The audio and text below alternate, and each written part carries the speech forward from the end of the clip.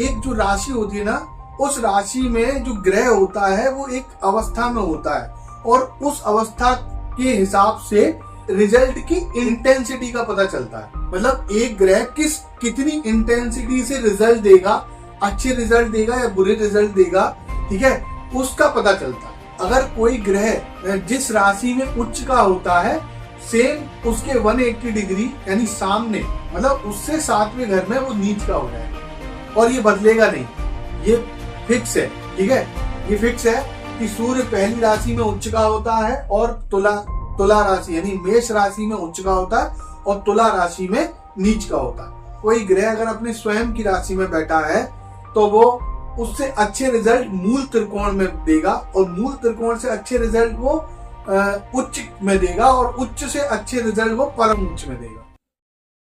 जय गुरुदेव, जय मां भगवती। तो नमस्कार दोस्तों, मैं मोहित भारद्वाज आप सभी का मेरे YouTube चैनल SBR एस्ट्रोलॉजी में स्वागत करता हूं। तो आज हम अपनी क्लास को आगे बढ़ाते हुए हम आज जानेंगे ग्रहों की स्थिति के बारे में। हम देखते हैं कि जो ग्रह है वो किसी ना किसी राशि में प्लेस्ड होते हैं।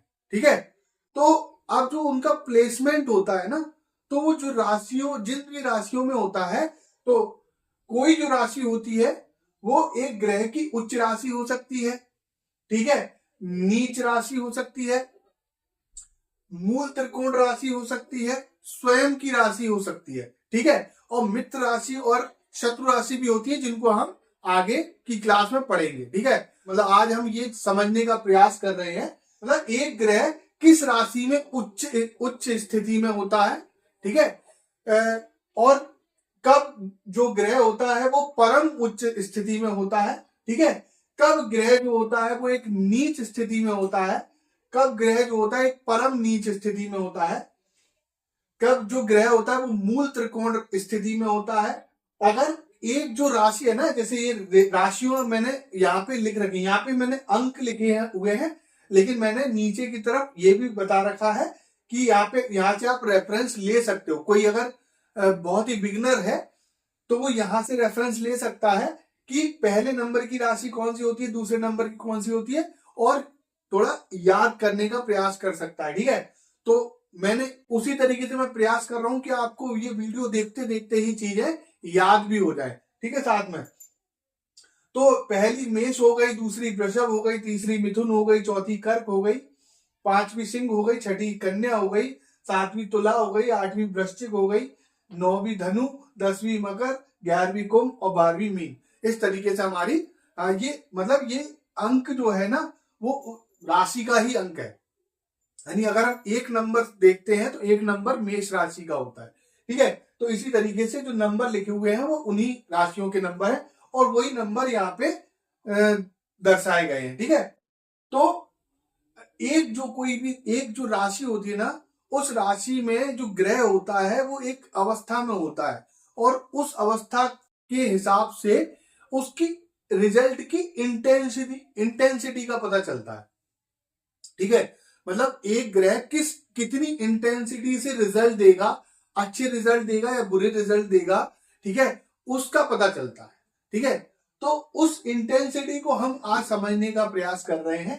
तो उच्च अवस्था होती है, ठीक है, परम उच्च अवस्था होती है, नीच अवस्था होती है, फिर ठीक है, फिर परम नीच स्थिति होती है, मूल त्रिकोण, मतलब कहते हैं कि एक जो ग्रह है वो अपनी मूल त्रिकोण राशि में है तो उस हिसाब से उसकी रिजल्ट्स की इंटेंसिटी होती है। यहाँ पे मैंने डिग्री दे रखी है क्योंकि हमें ये भी पता, क्योंकि हर ग्रह की जो होती है वो डिग्री से उसको देखते हैं कि वो कितने डिग्री का, अगर एक राशि में वो बैठा है तो कितनी डिग्री में बैठा है। ठीक है, और उस डिग्री के ही हिसाब से उनकी रिजल्ट्स की इंटेंसिटी का पता चलता है। तो देखिए कि हमेशा ना उच्च और नीच का नियम एक जान लीजिए कि जो भी ग्रह होता है हमारा, वो जब जिस राशि में उच्च का होता है, सेम 180 डिग्री, जैसे हम राहु केतु को देखते हैं ना, राहु जिस ग्रह में घर में होता है उसके 180 डिग्री केतु होता है। ठीक है, सेम इसी तरीके से अगर कोई ग्रह जिस राशि में उच्च का होता है, सेम उसके 180 डिग्री यानी सामने 7वें घर में, मतलब समझ रहे हो ना, मतलब उससे 7वें घर में वो नीच का हो जाएगा। और ये बदलेगा नहीं, ये फिक्स है। ठीक है, ये फिक्स है कि सूर्य पहली राशि में उच्च का होता है और तुला राशि यानी मेष राशि में उच्च का होता है और तुला राशि में नीच का होता है। अब इसकी इंटेंसिटी को जानते हैं कि भाई परम उच्च भी होता है। मतलब सूर्य अगर मेष राशि में 10 डिग्री तक, मतलब 0 से लेके 10 डिग्री तक अगर होता है, मतलब अगर आपके चार्ट में सूर्य पहली राशि में बैठा है और उसकी डिग्री 0 से लेके 10 है, तो वो परम उच्च का रिजल्ट देता है। मतलब वो बहुत ही अच्छे रिजल्ट देने वाला है आपके जीवन में। ठीक है, और अगर किसी जातक की राशि में वो 7वीं राशि में बैठा है, तो वो एक तरह से नीच का रिजल्ट देने वाला है। और अगर उसकी डिग्री 0 से लेकर 10 डिग्री है, तो वो परम नीच का सूर्य हो जाता है। ठीक है, और वो परम नीच वाले रिजल्ट देने वाला है। यानी नीच का अर्थ क्या, चलो ये आगे के वीडियोस में देखेंगे कि उच्च और नीच को हम कैसे समझें, कि उच्च खराब ही मतलब उच्च अच्छा होता है और नीच बुरा, अभी तो हम यही लेके चलते हैं ना। लेकिन वो नीच भी जो होता है ना, वो इस तरीके से नहीं होता कि वो खराब ही रिजल्ट देगा या उसको सही नहीं किया जा सकता, उसके उपाय होते हैं, सब सही हो जाता है। अपनी स्वयं की जो राशि होती है उसकी सिंह राशि, 5वीं राशि एक ही राशि होती है, सूर्य और चंद्रमा की एक ही एक राशि होती है। ठीक है, तो सूर्य की जो राशि होती है वो सिंह राशि होती है।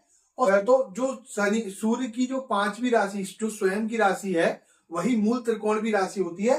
और मूल त्रिकोण का जो अंश होता है 20 डिग्री तक, यानी 0 से लेकर 20 डिग्री तक है, तो वो अपनी मूल त्रिकोण राशि में होता है। तो हम कैसे समझेंगे कि जो किसी ग्रह के रिजल्ट देने की इंटेंसिटी है वो कैसी है। तो कोई ग्रह अगर अपने स्वयं की राशि में बैठा है, तो वो उससे अच्छे रिजल्ट मूल त्रिकोण में देगा, और मूल त्रिकोण से अच्छे रिजल्ट वो उच्च में देगा, और उच्च से अच्छे रिजल्ट वो परम उच्च में देगा। ठीक है, यानी सबसे अच्छे रिजल्ट परम उच्च में देगा। ठीक है, तो इस तरीके से रिजल्ट देने की इंटेंसिटी होती है। ठीक है, तो वो हम आज समझ रहे हैं। तो सूर्य को हमने क्या वही देखा, फिर से रिपीट करता हूं कि सूर्य हमारा उच्च मतलब मेष राशि में हो गया उच्च का। ठीक है, पहली राशि मेष राशि में उच्च का हो गया, तुला राशि में नीच का हो गया, और वहीं पे अगर मेष राशि में 10 डिग्री तक है तो वो परम उच्च का हो गया, और मेष राशि और तुला राशि में अगर वो 10 डिग्री तक है तो वो परम नीच का हो गया। ठीक है, और अगर सूर्य जो है वो 5वीं राशि यानी सिंह राशि में प्लेस्ड है और वो 0 से लेकर 20 डिग्री तक है, ठीक है, तो वो अपनी मूल त्रिकोण राशि में है। ठीक है, यानी उसकी जो सूर्य की स्थिति क्या है, वो मूल त्रिकोण राशि में है। ठीक है, और उसके बाद ठीक है जो 20 से लेकर 30 डिग्री है, ठीक है, यानी 20 से लेकर 30 डिग्री है, वो उसका स्वयं की राशि हो गई। तो कहीं ना कहीं जो वैसे तो अगर सिंह का देखा जाए तो जो सिंह राशि है वो सूर्य की पूरी राशि सूर्य की है, मतलब है ना। यानी सिंह राशि का जो स्वामित्व है वो सूर्य को दिया गया है। तो वो वैसे 30 डिग्री तक, जो लास्ट में मैंने 30 डिग्री इसलिए लिखा है क्योंकि पूरी जो 30 डिग्री है वो सूर्य की का ही उस पर स्वामित्व है। ठीक है, बट 20 से लेकर 30 डिग्री तक उसकी स्वयं मतलब वो एक स्वयं राशि की अवस्था होती है, क्योंकि सूर्य के पास चूंकि एक ही राशि है, तो उसका जो 20 से लेकर 30 डिग्री का पार्ट है वो स्वयं की राशि में आता है, और 20 डिग्री का जो 0 से लेकर 20 डिग्री का जो पार्ट होता है वो उसकी खुद की मूल त्रिकोण राशि में आता है। ठीक है, तो अब हम नेक्स्ट चलेंगे चंद्रमा, क्योंकि अभी मुझे और भी चीजें समझानी थी, इसलिए थोड़ा सूर्य में टाइम लग गया, लेकिन अब जल्दी जल्दी हम बताते चले जाएंगे। ठीक है, तो चंद्रमा वृषभ राशि यानी जो दूसरी वृषभ राशि है ना, दो अंक, तो वृषभ राशि में चंद्रमा उच्च का होता है। और वहीं पे जो 8वीं राशि कौन सी है, वृश्चिक, तो चंद्रमा वृषभ राशि में उच्च का होता है, और ठीक 2 के सामने 8 आता है, यानी 2 से गिनेंगे तो जो 7वां घर होगा वो 8वां होगा। और अगर किसी भी घर में 2 नंबर लिखा हुआ है तो उसके सामने 7वें घर में उसका 8वां नंबर लिखा होगा, है ना। तो कहीं ना कहीं 180 डिग्री में उच्च नीच की अवस्था होती है। ठीक है, तो चंद्रमा अगर वृषभ राशि में है तो वो उच्च का माना जाता है, और चंद्रमा अगर 8वीं राशि यानी वृषभ राशि में है, अगर चंद्रमा वृषभ राशि में है तो वो उच्च का माना जाएगा, और चंद्रमा अगर वृश्चिक राशि में है तो वो नीच का माना जाता है। और चंद्रमा की जो 0 से लेके 3 यानी चंद्रमा अगर वृषभ राशि में है और 0 से लेके 3 डिग्री तक है तो वो परम उच्च का रिजल्ट देता है, ठीक है। और अगर चंद्रमा वृश्चिक राशि में है और 0 से लेके 3 डिग्री तक है तो वो परम नीच का हो जाता है, ठीक है। अब उसी के साथ चंद्रमा की जो 2 नंबर की राशि होती है ना, वृषभ राशि, वही उसकी मूल त्रिकोण राशि भी होती है। और उसका जो अंश होता है, क्योंकि 3 डिग्री तक तो परम उच्च हो गया है ना, 3 डिग्री तक तो उसका परम उच्च हो गया वो स्थिति, लेकिन 3 डिग्री से लेकर 30 डिग्री तक वो एक तरह से उच्च और मूल त्रिकोण दोनों ही उसमें आ जाता है ना, क्योंकि एक तो ये 2 नंबर में तो उच्च का हो ही गया, लेकिन अगर 3 डिग्री से अगर 30 डिग्री तक हम ले तो वो हो गया हमारा मूल त्रिकोण, ठीक है। तो वो चंद्रमा अगर वृषभ राशि में है और 3 डिग्री से 30 डिग्री तक है तो वो अपना मूल त्रिकोण अवस्था में है, ठीक है। देन चंद्रमा की जो स्वयं की राशि होती है वो 4 नंबर होती है, और पूरा का पूरा 30 डिग्री का स्वामित्व उसी के पास, यानी स्वयं की राशि हो गई, पूरी 30 डिग्री वो स्वयं की है ना। तो चंद्रमा की जो स्वयं की राशि वो है कर्क राशि, और कर्क राशि में पूरा 30 डिग्री उसकी स्वयं की ही होती है, ठीक है, स्वयं की ही मानी जाती है, ठीक है। देन मंगल, मंगल 10 नंबर कहां पे, मकर, ठीक है। तो मंगल जो है वो मकर राशि में उच्च का माना जाता है, ठीक है। और मंगल ठीक 10 से लेके अगर आपके कुंडली चार्ट में जहां 10 नंबर है, ठीक उसके सामने वाले नहीं 7वें घर में, ठीक है, उसमें 4 नंबर लिखा होगा, ठीक है। तो मंगल जो है वो 4 नंबर राशि यानी कर्क राशि में नीच का होता है, ठीक है। तो मंगल अगर मकर राशि में है तो वो उच्च की अवस्था में होता है, और मंगल अगर कर्क राशि में 4 नंबर में है तो वो नीच की अवस्था में होता है।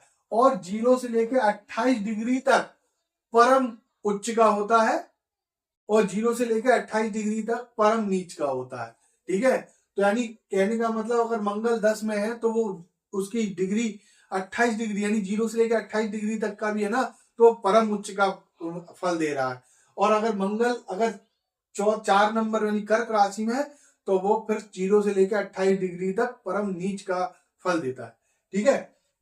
उसके बाद मंगल की जो मूल त्रिकोण राशि होती है वो 12 डिग्री तक यानी मेष राशि, जो मंगल की जो मेष राशि होती है, हमने पढ़ा था कि मंगल की जो खुद की राशि होती है 1 और 8, ठीक है। तो एक जो पहली राशि है मंगल की वो मेष राशि, वो कहीं ना कहीं 12 डिग्री तक मूल त्रिकोण की राशि होती है, मूल त्रिकोण की राशि मानी जाती है। और अगर उस और 12 डिग्री से लेकर 30 डिग्री तक स्वयं की राशि हो गई उसकी, ठीक है।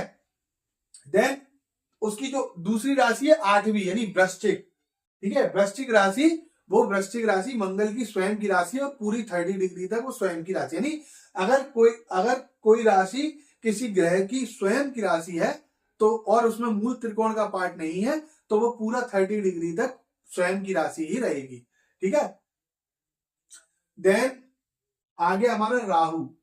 अब राहु और केतु को वैसे तो देखो किसी राशि का स्वामित्व नहीं दिया गया, लेकिन हमने हमारे जो बहुत से एस्ट्रोलॉजर हैं उनका जो एक्सपीरियंस है, उन्होंने अपने एक्सपीरियंस के आधार पे और उन्होंने अपनी नॉलेज के आधार पे राहु केतु की उच्च नीच की अवस्था बता रखी है।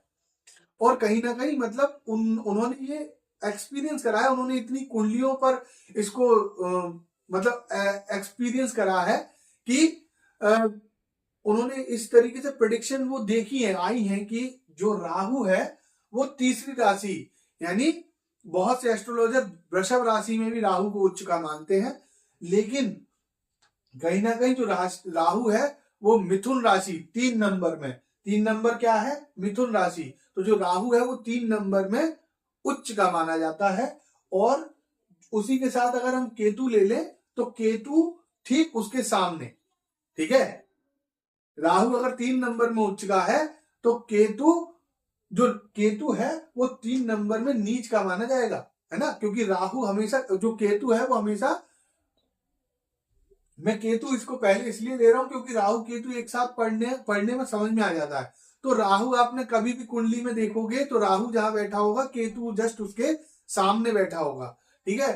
तो राहु अगर अपनी उच्च स्थिति में बैठा है तो केतु भी अपनी उच्च स्थिति में बैठा होगा, ये हमेशा जान लीजिए, ठीक है। तो राहु अगर 3 नंबर में है तो केतु 9 नंबर में होगा, तो राहु अगर 3 नंबर में उच्च का होता है तो केतु 9 नंबर में उच्च का होगा। और वहीं उल्टा हो जाएगा, वाइस वर्सा हो जाएगा, राहु 9 नंबर में नीच का हो जाएगा और केतु 9 नंबर में उच्च का हो जाएगा।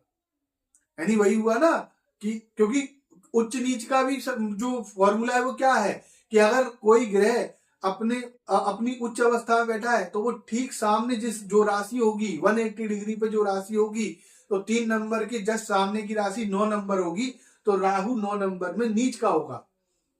और केतु अगर 9 नंबर में उच्च का है तो वो 3 नंबर में नीच का होगा, ठीक है। उसी तरीके से तो राहु भी अपनी 20 डिग्री तक राहु परम उच्च अवस्था में होता है, उसके बाद उच्च अवस्था होती है। और केतु की भी 20 डिग्री तक परम उच्च अवस्था होती है। और वही नीच में भी सेम कंडीशन होती है कि 0 से लेकर 20 डिग्री तक नीच की अवस्था होती है, और 0 से लेकर 20 डिग्री तक मतलब राहु में और केतु में भी 0 से लेकर 20 डिग्री तक नीच की अवस्था होती है, ठीक है। तो इस तरीके से राहु और केतु को हम नीच और उच्च में समझ सकते हैं। देन गुरु, हाँ, अब हम राहु के बाद ले लेते हैं गुरु को। तो गुरु कर्क राशि यानी 4 नंबर यानी कर्क राशि में उच्च अवस्था में होता है, और जो कि उसकी परम उच्च की अवस्था 0 से लेकर 5 डिग्री तक होती है। सेम गुरु अपने, अगर वो कर्क राशि में है तो उसके सामने वाला घर होगा उसमें 10 नंबर होगा, ठीक है। और जो गुरु 4 नंबर में अगर उच्च का है तो वो 10 नंबर में नीच का होगा, ठीक है। और वही सेम 0 से लेके 5 डिग्री तक उसकी परम नीच की अवस्था होगी, ठीक है। और गुरु की जो 9 नंबर राशि यानी धनु राशि, कौन सी 9 नंबर, कौन सी राशि, धनु राशि। तो धनु राशि मतलब गुरु की स्वयं की राशि है, और ठीक है वो, और लेकिन अगर धनु में 10 डिग्री तक, 0 से लेके 10 डिग्री तक धनु में वो उसकी मूल त्रिकोण राशि हो जाती है। गुरु अगर 0 से लेके 10 डिग्री तक धनु में बैठे हैं तो वो अपनी मूल त्रिकोण राशि में बैठे हैं एक तरह से, और बाकी 10 डिग्री से लेकर 30 डिग्री तक वो स्वयं की राशि में प्लेस्ड है, ये माना जाता है, ठीक है। और जो उनकी 12 नंबर की यानी मीन राशि होती है वो उनकी स्वयं की राशि होती है, और वो पूरा 30 डिग्री उनकी स्वयं की राशि ही होती है, ठीक है। देन उसके बाद आ गया शनि। शनि तुला राशि में, तुला राशि यानी 7वीं राशि में उच्च का माना जाता है, और 0 से लेकर 20 डिग्री तक परम उच्च की अवस्था में होता है। और 7वीं राशि के जस्ट अपोजिट, अगर हम 7वीं राशि जहां लिखी होगी तो उसके जस्ट 7वें घर में कौन सी राशि होनी चाहिए, तो ऐसे भी हम कर सकते हैं कि आप अगर जो डिजिट में उच्च का है उसमें 6 ऐड कर देना है, ठीक है। तो 7 6 13 यानी 13 तो होता नहीं है, तो 12 के बाद क्या था 1, है ना। तो शनि कहीं ना कहीं 7वीं में अगर उच्च के होते हैं तो मेष राशि यानी तुला राशि में शनि उच्च की अवस्था में होते हैं तो मेष राशि में नीच की अवस्था में होते हैं, और 0 से लेकर 20 डिग्री तक, 0 से लेकर 20 डिग्री तक परम नीच की अवस्था में होते हैं, ठीक है। और यहाँ पे कहीं ना कहीं सूर्य और शनि की आप शत्रुता देख सकते हैं, ठीक है। इनका कहीं ना कहीं 36 का आंकड़ा होता है, ठीक है। तो सूर्य अगर मेष राशि में, आप देख सकते हैं सूर्य अगर मेष राशि में उच्च का है तो शनि मेष राशि में नीच का है, और सूर्य अगर तुला राशि में नीच का है तो शनि तुला राशि में उच्च का है। तो इस तरीके से भी याद रख सकते हैं, ठीक है, शनि और सूर्य और शनि को, ठीक है। देन शनि अपना जो 11 नंबर उसकी राशि होती है कुंभ राशि, 11 नंबर की राशि कौन सी होती है, कुंभ राशि। तो शनि जो आप कुंभ राशि में 0 से लेकर 20 डिग्री तक मूल त्रिकोण की अवस्था में होते हैं, ठीक है। और 11 और वही कुंभ राशि की जो 20 से लेकर 30 डिग्री होती है वो उनकी स्वयं की राशि में कंसीडर करी जाती है, ठीक है। और जो उनकी 10 नंबर की राशि है वो उनकी स्वयं की राशि ही है, ठीक है। पूरा का पूरा 30 डिग्री जो है वो स्वयं की राशि है उनकी, जो 10वीं राशि यानी मकर राशि, 10वीं राशि का है, हाँ मकर राशि। तो मकर राशि शनि की स्वयं की राशि है और पूरी 30 डिग्री पर उनका स्वामित्व है। ठीक है। देन शनि के बाद बुध। तो बुध जो होता है वो छह नंबर की राशि यानी कन्या राशि। 6 नंबर की राशि कौन सी है? कन्या राशि। तो जो बुध है वो 6 नंबर में उच्च का होता है, यानी 6 नंबर में अगर वो प्लेस्ड है तो वो उच्च का माना जाएगा, और 15 डिग्री तक, 0 से लेकर 15 डिग्री तक वो परम उच्च की अवस्था में होगा। ठीक है। और अगर बुध 12 नंबर यानी मीन राशि, 12 नंबर मीन राशि में है, प्लेस्ड है, तो कहीं ना कहीं नीच की अवस्था में होता है, और 0 से लेकर 15 डिग्री तक वो परम नीच की अवस्था में होता है। ठीक है। फिर 6 नंबर की ही जो राशि होती है उसकी जो 15 डिग्री से लेकर 20 डिग्री, ठीक है, यानी 6 नंबर की यानी कन्या राशि, कन्या राशि 15 से लेकर 20 डिग्री तक उसकी मूल त्रिकोण राशि की अवस्था मानी जाती है। ठीक है। यानी 6 नंबर में बुध उच्च का होता है और 15 से लेकर 20 डिग्री तक, 15 डिग्री तक वो परम उच्च का होता है, और फिर 15 से लेकर 20 डिग्री तक वो मूल त्रिकोण का होता है, और कहीं ना कहीं 20 से लेकर 30 डिग्री तक वो स्वयं की राशि में होता है। ठीक है। तो अगर देखा जाए तो जो बुध का जो पूरा उच्च का जो कन्या राशि है वो कहीं ना कहीं पूरी ही उच्च की राशि हो जाती है। ठीक है। और 3 नंबर जो उसकी राशि है मिथुन राशि, मिथुन राशि बुध की स्वयं की राशि है, जो पूरी 30 डिग्री उसकी स्वयं, मतलब उसका पूरा 30 डिग्री उस पर स्वामित्व है बुध का मिथुन राशि पर। ठीक है। देन केतु हम पढ़ चुके हैं। अच्छा, केतु, राहु और जो केतु है उनका यहाँ पे मूल त्रिकोण नहीं माना जाता, और उनको स्वयं की राशि तो दी ही नहीं गई है, लेकिन फिर भी हमारे कुछ मतलब जो आगे जो भी रिसर्च वगैरह हुई है, ठीक है, उनमें अगर हम देखा जाए तो एक तरह से जो 6 राशि यानी कन्या राशि कहीं ना कहीं राहु की स्वयं की राशि मानी जाती है, और जो 12वीं राशि है यानी मीन राशि वो कहीं ना कहीं केतु की, ठीक है, केतु की जो मीन राशि है वो स्वयं की राशि मानी जाती है। ठीक है। लेकिन हमारे शास्त्रों के अनुसार जो जो कन्या राशि है वो बुध उसका स्वामित्व रखता है, और जो मीन राशि है उसका स्वामित्व गुरु के पास होता है। ठीक है। लेकिन आप कुंडली जब आप प्रेडिक्शन करने आएंगे तो हम ये देखेंगे कि जो राहु है वो 6 नंबर राशि में अच्छे रिजल्ट देता है, और जो केतु है वो 12 नंबर राशि में अच्छे रिजल्ट देता है। ठीक है। तो इस वजह से वो राहु और केतु की स्वयं की राशि भी मानी जाती है। अब आ जाते हैं हम शुक्र की तरफ। तो शुक्र जो हमारा लास्ट ग्रह है शुक्र, उसको देख लेते हैं। तो शुक्र जो है मीन राशि 12 नंबर मीन राशि में उच्च की अवस्था में होता है, और 0 से लेकर 27 डिग्री तक वो परम उच्च की अवस्था में होता है। फिर शुक्र में ही जो शुक्र, अब देखो 12 नंबर यहाँ पे है तो जस्ट अपोजिट 6 नंबर होगा 7वें घर में। ठीक है। तो वो 6 नंबर में नीच की अवस्था में होता है, 6 नंबर की कन्या राशि में। तो शुक्र जो है वो मीन में उच्च का होता है और कन्या राशि में नीच की अवस्था में होता है, और 0 से लेकर 27 डिग्री तक परम नीच की अवस्था में होता है। ठीक है। और जो शुक्र की जो 7 नंबर यानी तुला राशि, ठीक है, तो शुक्र की जो 7 नंबर की राशि यानी तुला राशि कहीं ना कहीं 0 से लेकर 15 डिग्री तक मूल त्रिकोण की राशि मानी जाती है, और 15 डिग्री से लेकर 30 डिग्री तक स्वयं की राशि मानी जाती है। और जो उसकी जो दूसरी राशि होती है वृषभ राशि, क्योंकि शुक्र की ही वृषभ और तुला शुक्र की राशि, मतलब वृषभ और तुला पर शुक्र का स्वामित्व बताया गया है। तो जो शुक्र की जो दूसरी राशि है वृषभ राशि, वो उसकी स्वयं की राशि होती है, और उस पर उसका 0 से लेकर 30 डिग्री तक पूरा उसी का स्वामित्व होता है। तो इस तरीके से हमने आज ग्रहों की स्थिति को समझा कि अगर कोई ग्रह जो है हमारी कुंडली में जिस तरीके से प्लेस्ड होता है, तो उस तरीके से उसके जो रिजल्ट्स की इंटेंसिटी का पता चलता है कि वो किस इंटेंसिटी के साथ आपको रिजल्ट्स देने आया है। ठीक है। तो आज के लिए मुझे लगता है कि मैंने बता दिया है सब कुछ। ठीक है। तो आप इस इसका पूरा स्क्रीनशॉट ले सकते हैं और इसको अच्छे से समझ सकते हैं। याद रखने के लिए जब भी आप कोई प्रेडिक्शन वगैरह करें या अपनी कुंडली देखें या अपने रिश्तेदारों की किसी की भी कुंडली देखें, तो वो इसको मतलब इसको आप रेफरेंस करके आप उनकी कुंडलियां देख सकते हैं, तो आपको कहीं ना कहीं अच्छे रिजल्ट्स मिलेंगे। ठीक है, और आप अच्छा प्रेडिक्शन दे पाएंगे। ठीक है, तो आज के लिए बस इतना ही। धन्यवाद। अगर आपको ये वीडियोस अच्छे लग रहे हैं, मेरा बताने का तरीका अच्छा लग रहा है, तो आप इस चैनल को सब्सक्राइब कर सकते हैं, इस वीडियो को लाइक कर सकते हैं, और अगर आपको लगता है कि किसी को ये वीडियो शेयर करने चाहिए, ये चैनल सब शेयर करना चाहिए जिसपे फ्री में एस्ट्रोलॉजी सिखाई जा रही है। ठीक है, और एक क्रमबद्ध तरीके से सिखाई जा रही है, कुछ भी छोड़ा नहीं जा रहा, मैं कुछ भी छोड़ूंगा नहीं, मेरा वादा है।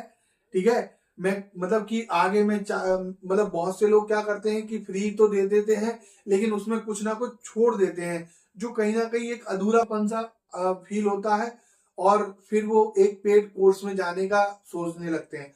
तो मैं कोशिश करूंगा कि फ्री में ही सब कुछ बताने का प्रयास करूंगा, और आगे मैं लाइव करने का भी विचार कर रहा हूं, जिसमें मैं क्वेश्चन आंसर्स भी लेने का प्रयास करूंगा। ठीक है, तो बस तो फिर आज इतना ही। धन्यवाद।